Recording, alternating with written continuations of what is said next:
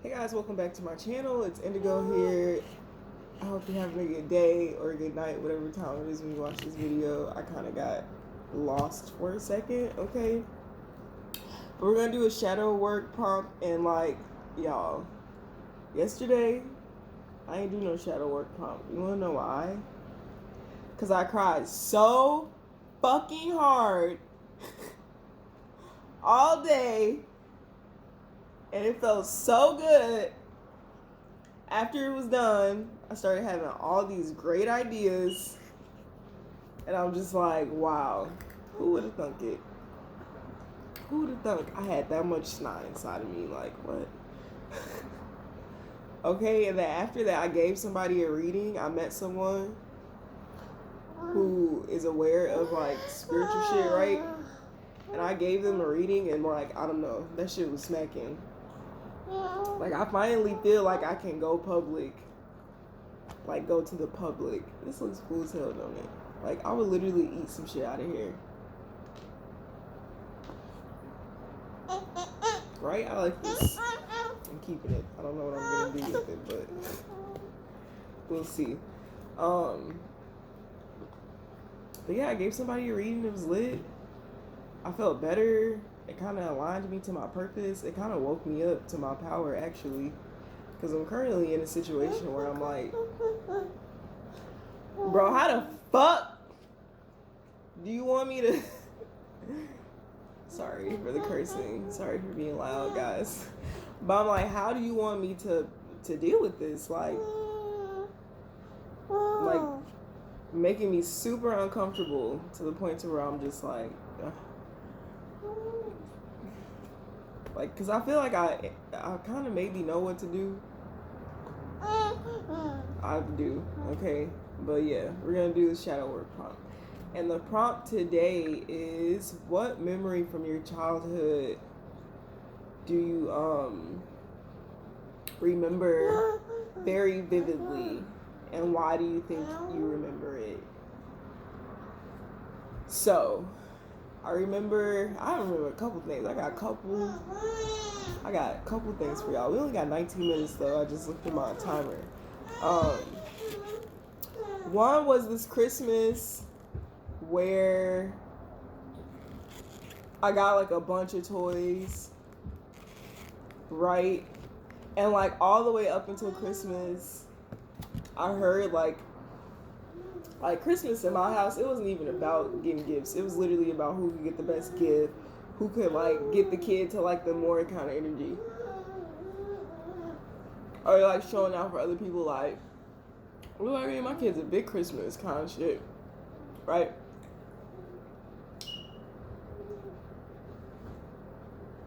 And I got a Slinky and this life-size doll that I really wanted. But my cousins, we all lived in the same apartment building. And my cousins lived downstairs, and they came up to our place because I like got cooler toys or more toys than them, whatever. You want this? You want a piece?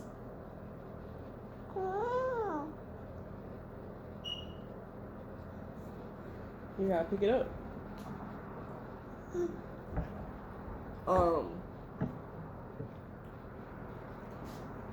Like, they came upstairs and like they didn't even play with me. They were just playing with my stuff, and I was like sitting in the corner analyzing the situation as the intelligent 5-year-old that I was. I'm like, these bitches only like me when I got something to offer their ass. Like, what the fuck? I'm like, this shit weird. And I think that's why I remember it, because that was my first lesson in life. But it also formulated my understanding that people will only like play with you or interact with you if you gave something to them. So this was like my first lesson, but it also had like a flip side to it, right? Because it's a full spectrum picture that was having to be painted. I think that I learned that in my later years. Like, I'd say 22, 23 was when I was like, yeah, people are shady as fuck. Like, don't nobody like you when you can't do nothing for them. Or you're not doing nothing for them. Or you're not feeding into their illusions. People don't like you. I'm like, this is crazy. Because I'm not like that. Which then led me to understanding that I was unique. I'm like, y'all, really understanding that people don't think how you think when you're little. It's just like, I don't know, it's just mind blowing. When you're little, you learn that. I think 18 and 17 was when I learned that the most. But like now I know why I felt some way. Why I felt some type of way. Are you gonna eat it?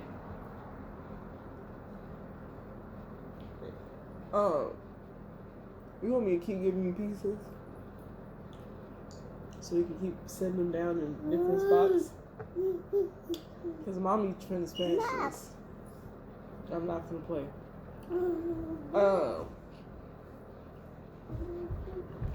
And I think so when I was like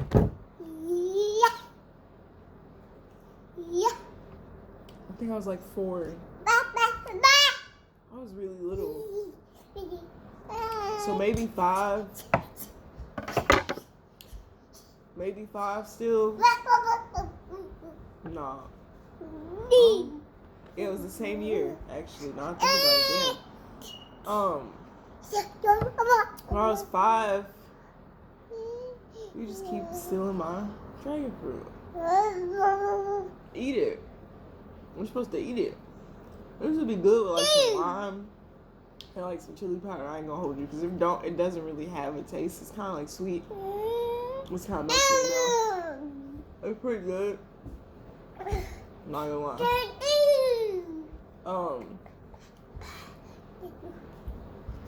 I think I said this already. But I'll say it again. Fuck it. I had a dream. Okay, so this is my, like I was asleep, I was dreaming. It was all my cousins. And we were walking in the desert and everybody was looking around. Looking around, right? And I'm like, why are y'all looking around at nothing? It's literally nothing there. I don't really want to touch this because you touch everything. And I don't want to put my mouth on it. It was.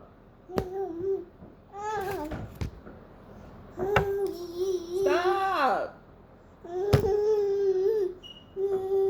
What are you trying to make me do? What? Do you want this? Do you need me to help you eat it? Do you not understand how to eat it? Here. You scared to eat it because it's got a weird texture.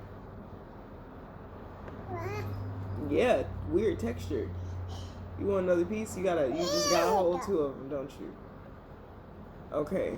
I had this dream, right? They're looking around. Bitches ain't finding shit. So I looked and I seen it was a crack. It was a crack in the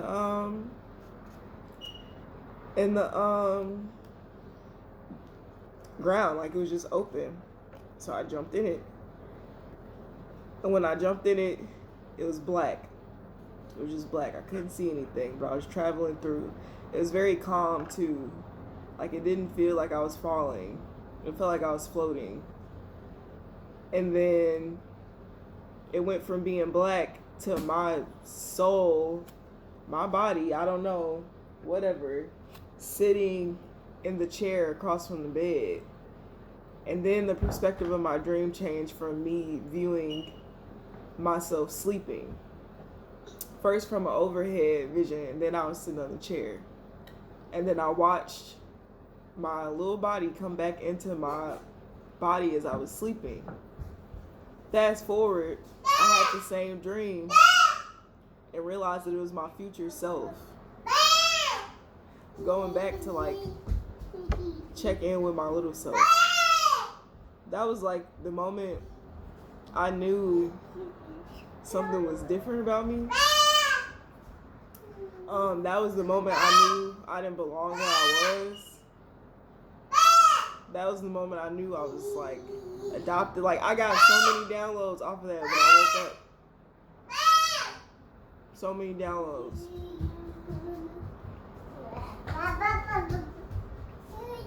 Yeah. It was lit. It was truly, truly lit.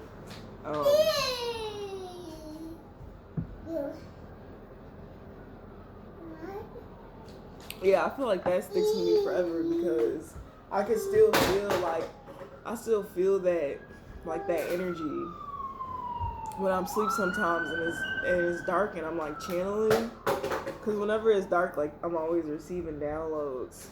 And lately that's been happening to me a lot. But, I don't know, it was like validation for my spiritual experience.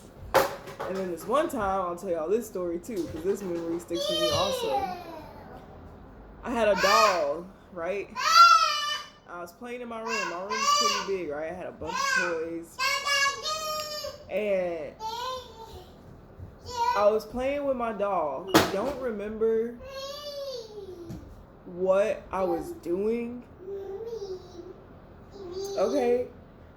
But I took the doll and I put the doll in the chair. And I like my imagination was so like wide. Like I had imaginary friends, like all types of shit. Like I don't know, it was just crazy. Damn, I just remembered another one too. So I put the doll in the chair and I looked at the doll and the doll started speaking in Latin to me.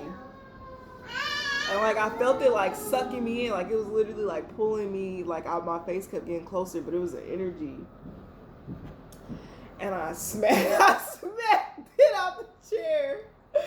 I smacked it out the chair. And then I felt bad, so I picked it up, I threw it back in the chair, I walked out the room, I turned the light off, and I didn't go back in my room for like weeks. Like I did not go back in my room for weeks, like for months. Like that's when I started sleeping with my mom. So I'm like, I don't know what the fuck is going on, but something ain't right. And I smelled metallic, like so heavy. And this was when I started to awaken to like the lack of love that was truly around me. And like I always felt like I had to get away. Like from those experiences, I'm like I have to leave here. Like I have to leave. So once I got older, nobody ever like taught me anything either. I always learned a lot from experience, and I had a lot of older friends when I was in high school. And my friend put me on game. She's like, "Oh, you can like leave when you're 18. Like you know that, right?"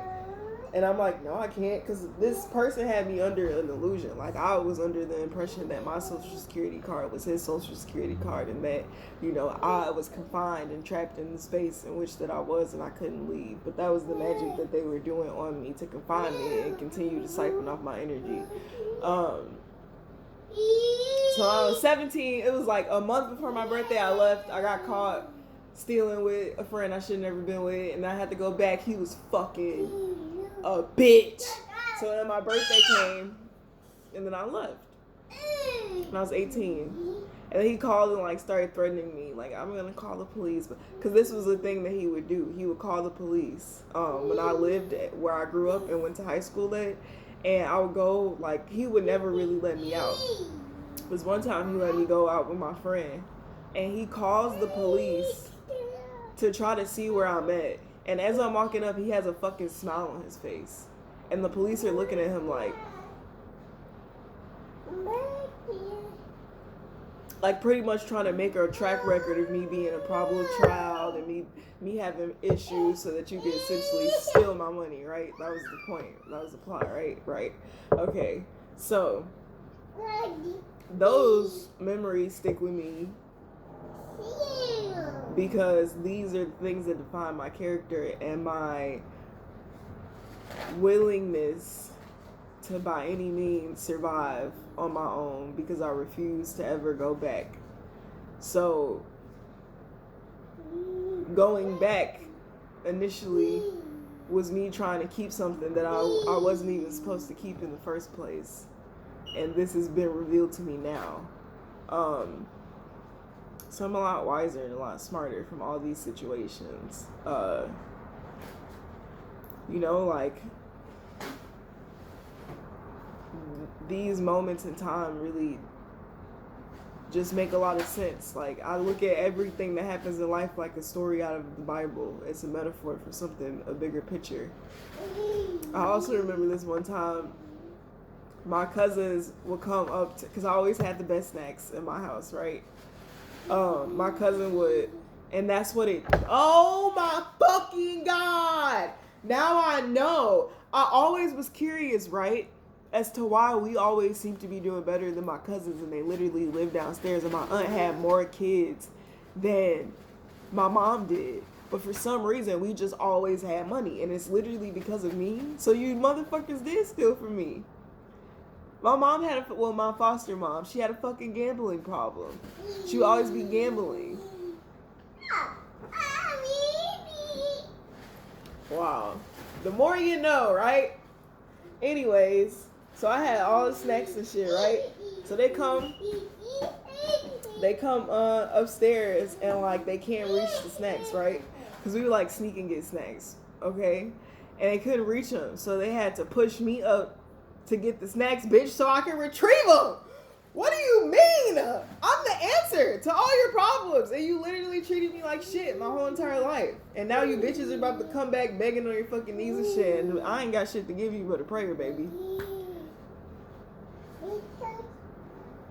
And that may sound fuck. At this point in my, I've turned into a new person. I used to, my heart, like, bro, I'll always do good for people, but I'm going to make sure that I do good for people that actually fucking deserve it.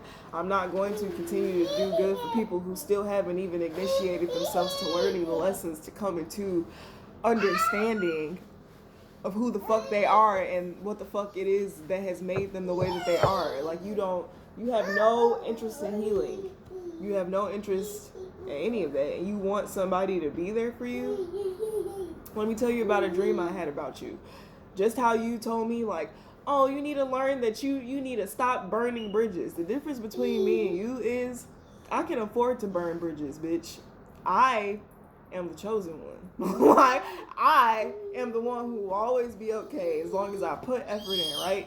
Bitch, you on the other hand, you've burnt bridges with people, and they will never help you because they realize how ugly of a fucking soul you are. Bitch, I know how you like to dress up. You like to wear your wigs and wear your Louis Vuitton bags and, bitch, all this knockoff ass, lame ass shit that you be doing, right?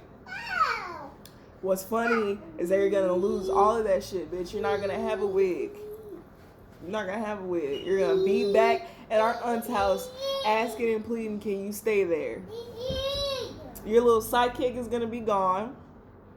And you're not going to have anybody. And that's the dream I had. And while you are experiencing that, I'm going to be living life in my big ass house, putting all my homies on, taking over the motherfucking world. And that's just what I seen, and that's just what the fuck it is. So, yeah, guys. That's my answer for that shadow work prompt. I'm clearly feeling myself, as I fucking should. And yeah, I hope you guys have a great day, a great night, whatever time it is when you watch this video. If you never had dragon flu, you should definitely try it. I just let my daughter destroy the paper towel so she could just be preoccupied so I could finish filming this video, but I don't have to clean it up. Yeah, I'll see you later. Bye.